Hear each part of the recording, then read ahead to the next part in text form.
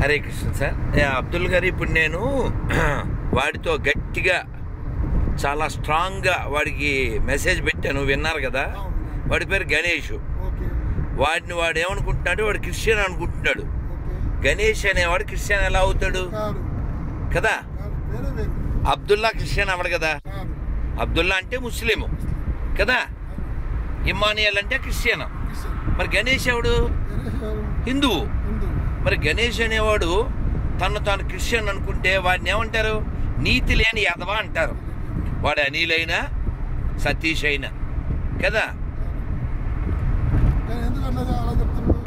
ఎందుకు అంటే వాడికి మైండ్ దొబ్బింది, వాడికి విషం ఎక్కింది. ఆ విషం పేరు బైబిల్.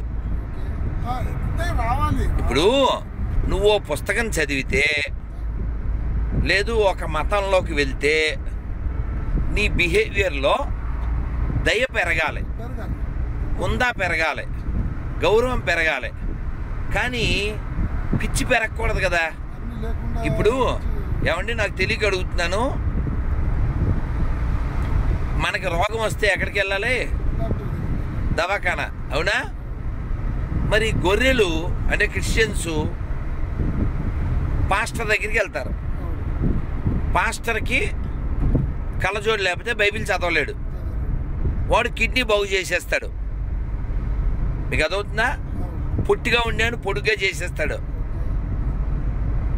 ఇప్పుడు వాడు కిడ్నీ బాగు చేయగలిగిన పాస్టరు కళ్ళజోడు లేకుండా బైబిల్ చదవచ్చు కదా.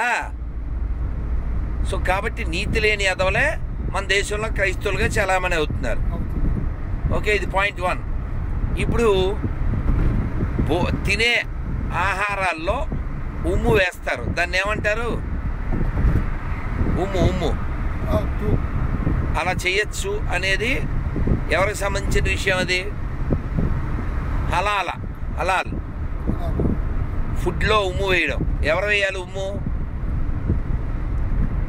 తూక్ ఎవరు చేస్తారు? అది ముస్లిం సాంప్రదాయంలో ఎవరికి సంబంధించింది? అది ఒక ఆయన చెప్పాడు, మౌల్వి, అది మా సాంప్రదాయం, ఉమ్ము వస్తామని చెప్పారు. కొందరైతే యూరిన్ కలుపుతున్నారు, కొందరేమో మలం కూడా కలుపుతున్నారు, కొందరు వీర్యం కలుపుతున్నారు.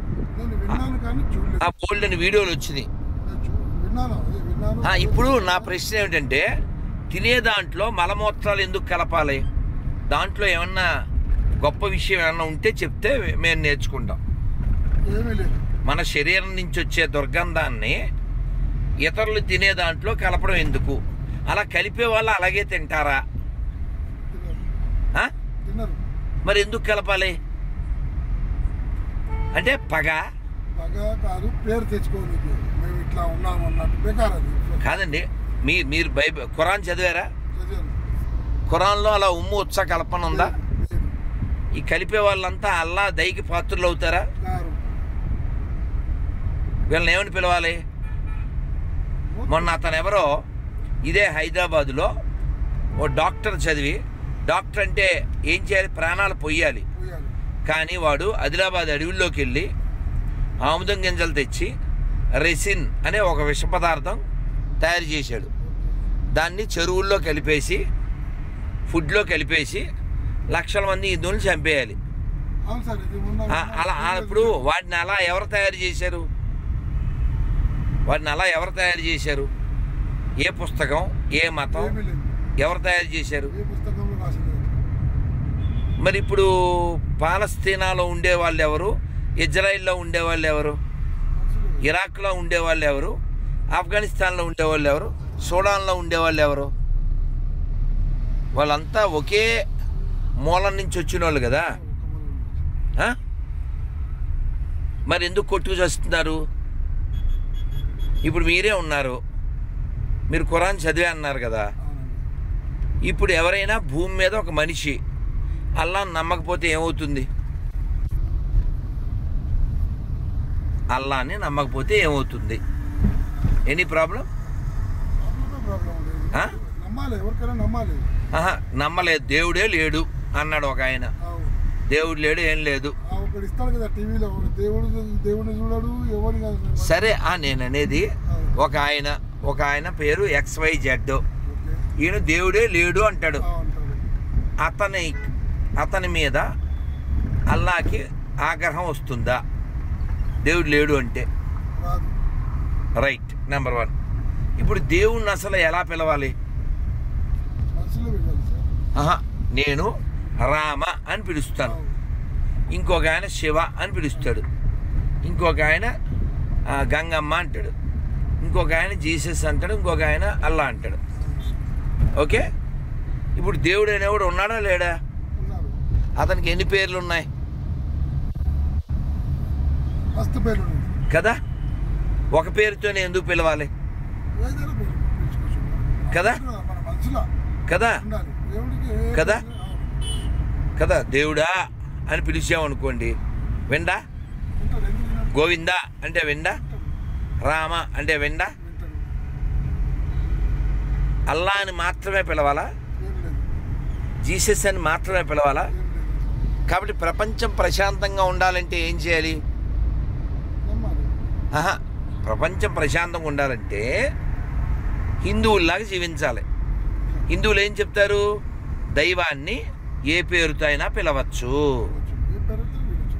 అప్పుడు పాకిస్తాన్ పుట్టాల్సిన అవసరం లేదుగా, అవసరం లేదు. బంగ్లాదేశ్ అవసరం లేదుగా, ఇన్ని కోట్ల మంది హిందువుల్ని చంపై నాశనం చేయాల్సిన అవసరం లేదుగా, లేదు. ఇన్ని దేవాలయాల్ని ఆక్రమించి మసీదులుగా చేయవలసిన పని లేదుగా. లేదు. కాబట్టి చెప్పండి, ప్రపంచం బాగుండాలంటే ఏం చేయాలి? ప్రతి మసీదులో, ప్రతి చర్చిలో చెప్పాలి ఏమని? దైవాన్ని ఏ పేరుతో అయినా పిలవచ్చు. ఒక ముస్లింగా మీరు చెప్పగలరా? దైవాన్ని ఏ పేరుతో అయినా పిలవచ్చు. ఏ పేరు వినొచ్చు. Thank you sir. శబాష్. భారత్ మాతాకి. Thank you very much sir. Abdul Kalam గారు ఈ దేశానికి ఎంతో సేవ చేశారు. కానీ ఆయన చచ్చిపోయినప్పుడు వెనకాల 1000 మంది కూడా లేరు. కానీ యాకూబ్ మెమెన్ అనే ఒక టెర్రరిస్ట్ చచ్చిపోతే ఈ దేశంలో 1000 మంది వెళ్ళారు వెనకాల. కాబట్టి ఎవరి వెనకాల నడవాలి అనేది మనం నిర్ణయించుకోవాలి. Thank you very much sir. జై హింద్.